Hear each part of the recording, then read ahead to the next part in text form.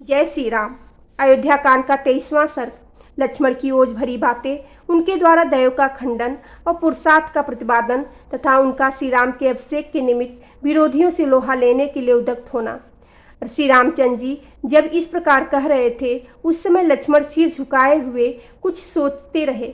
फिर सहसा शीघ्रतापूर्वक वे दुख और हर्ष के बीच की स्थिति में आ गए। श्री राम के राज्याभिषेक में विघ्न पड़ने के कारण उन्हें दुख हुआ और उनके धर्म में दृढ़ता देखकर प्रसन्नता हुई।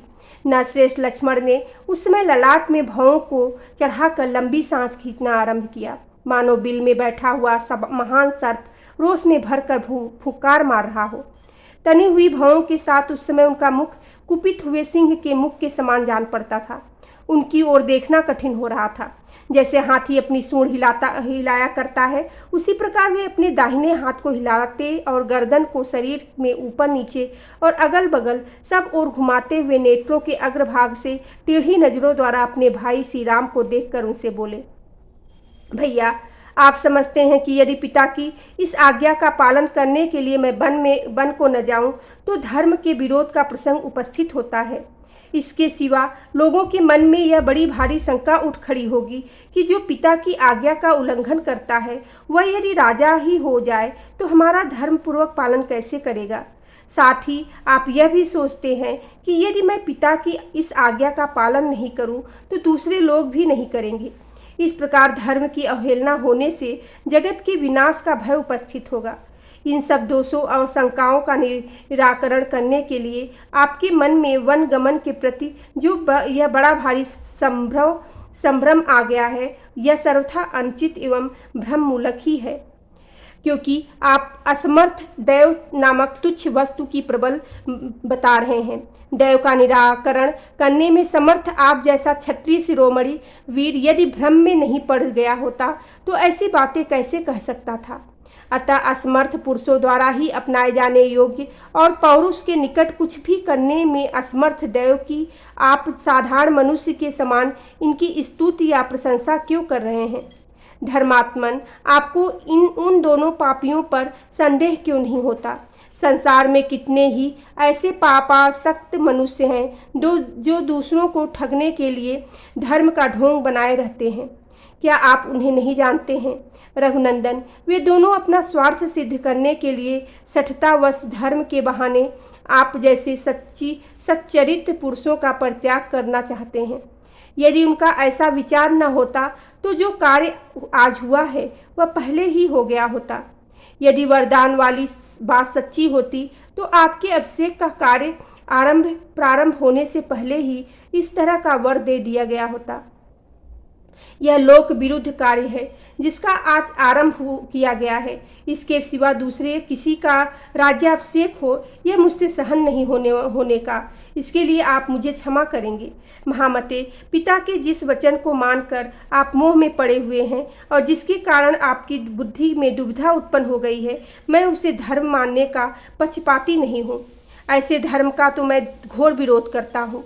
आप अपने पराक्रम से सब कुछ करने में समर्थ होकर भी कैकेयी के वश में रहने वाले पिता के अधर्मपूर्ण एवं निंदित वचन का पालन कैसे करेंगे। वरदान की झूठी कल्पना का पाप करके आपके अभिषेक में रोड़ा अटकाया गया है, फिर भी आप इस रूप में नहीं ग्रहण करते हैं। इसके लिए मेरे मन में बड़ा दुख होता है। ऐसे कपटपूर्ण धर्म के प्रति होने वाली आसक्ति निंदित है। ऐसे पाखंडपूर्ण धर्म के पालन में जो आपकी प्रवृत्ति हो रही है वह यहाँ के सज्जन समुदाय की दृष्टि में निंदित है।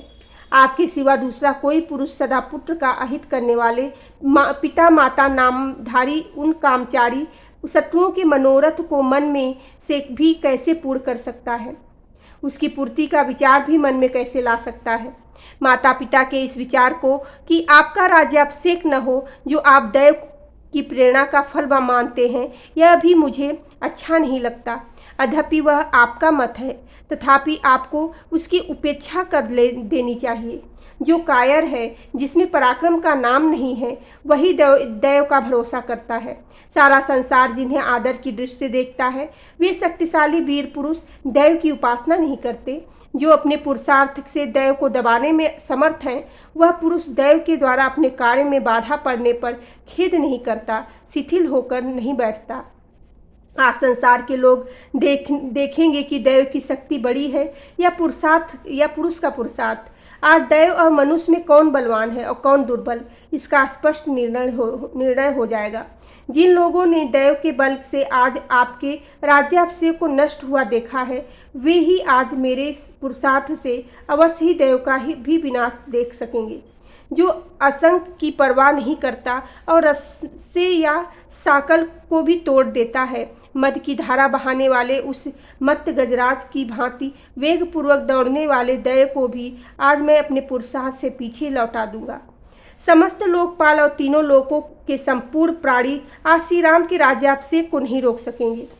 फिर केवल पिताजी की ही बात ही क्या है। राजन, जिन लोगों ने आपके वनवास का समर्थन किया है, वह स्वयं 14 वर्षों तक वन में जाकर छिपे रहेंगे।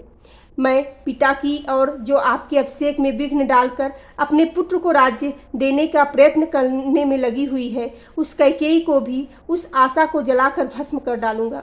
जो मेरे बल के विरोध में खड़ा होगा, उसे मेरा भयंकर पुरुषार्थ जैसा दुख देने में समर्थ होगा, वैसे दैवबल उसे सुख नहीं पहुंचा सकेगा। सहस्त्रों वर्ष बीतने के पश्चात जब आप अवस्था क्रम से वन में निवास करने के लिए जाएंगे, उस समय आपके बाद आपके पुत्र प्रजापालन रूप कार्य करेंगे। अर्थात उस समय भी दूसरों को इस राज्य में दखल देने की अवसर नहीं प्राप्त होगा। पुरातन राजर्षियों की आचार परंपरा के अनुसार प्रजा का पुत्रवत पालन करने के निमित्त प्रजा वर्ग को पुत्रों के हाथ में सौंपकर वृद्ध राजा का वन में निवास करना उचित बताया जाता है। धर्मात्मा श्री राम हमारे महाराज वनप्रस्थ धर्म के पालन में चित्त को एकाग्र नहीं कर रहे हैं।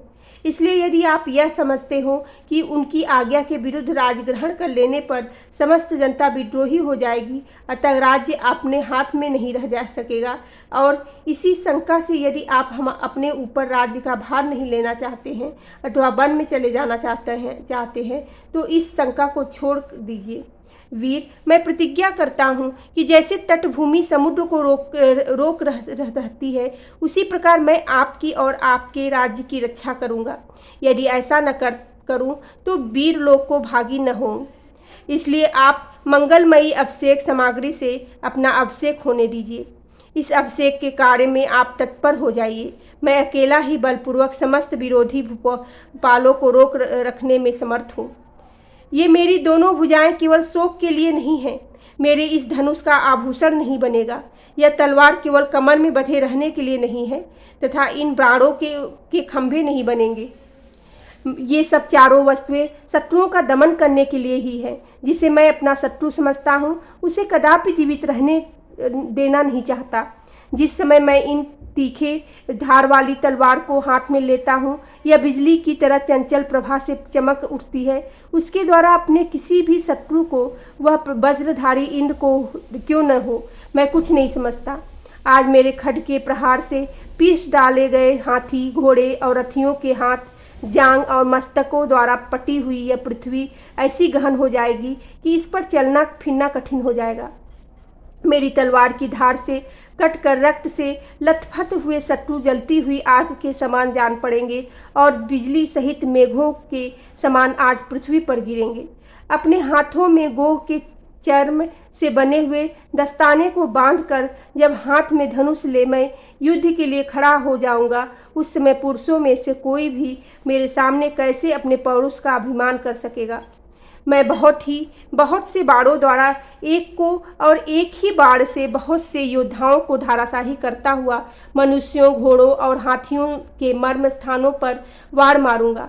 प्रभु, आज राजा दशरथ की प्रभुता को मिटाने और आपके प्रभुत्व की स्थापना करने के लिए अस्त्र बल से संपन्न मुझ लक्ष्मण का प्रभाव प्रकट होगा। श्री राम, आज मेरी ये दोनों भुजाएं जो चंदन का लेप लगाने, वाजुबन पहनने, धन का दान देने और सुहृदों के पालन में संलग्न रहने के योग्य है, आपके अराज्याभिषेक में विघ्न डालने वालों को रोकने के लिए अपने अनुरूप पराक्रम प्रकट करेगी। प्रभु, बतलाइए, मैं आपके किस शत्रु को अभी प्राण, यश और सुजनों से सदा के लिए अलग विलग कर दूं।